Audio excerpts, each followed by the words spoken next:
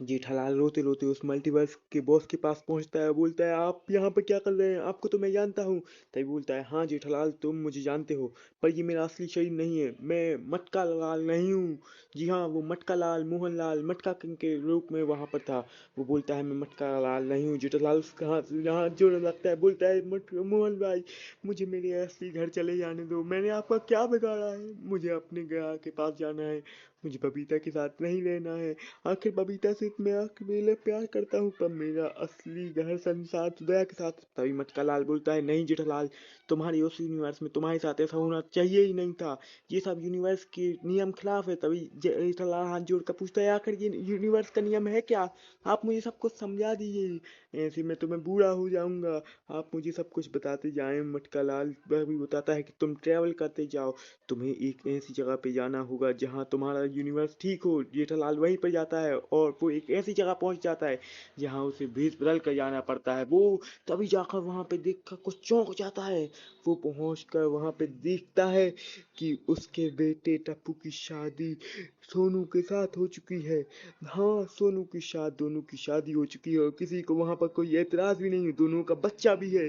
जेठालाल उस बच्चे को खिलाकर दूसरे यूनिवर्स में जाने लगता है, क्योंकि वो उसका यूनिवर्स था ही नहीं। पर उसे दया की बहुत याद आती है, पर उस यूनिवर्स में दया मर चुकी होती है और वो दूसरे यूनिवर्स में जाता है अपनी दया की खोज में, पर उसे दया नहीं मिलती। कभी दया मोटी, कभी पतली, कभी कुछ। तभी जेठालाल एक ऐसे समय में जाता है जहाँ पे वो आदिवासी होता है।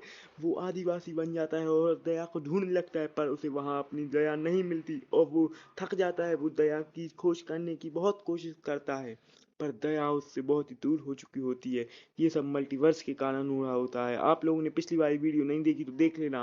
तभी दया जेठालाल सोचता है कि अब मैं संन्यास ले लूंगा, अब मेरा इस दुनिया में बचा ही कौन है, आखिर मैं किसके लिए जीऊं।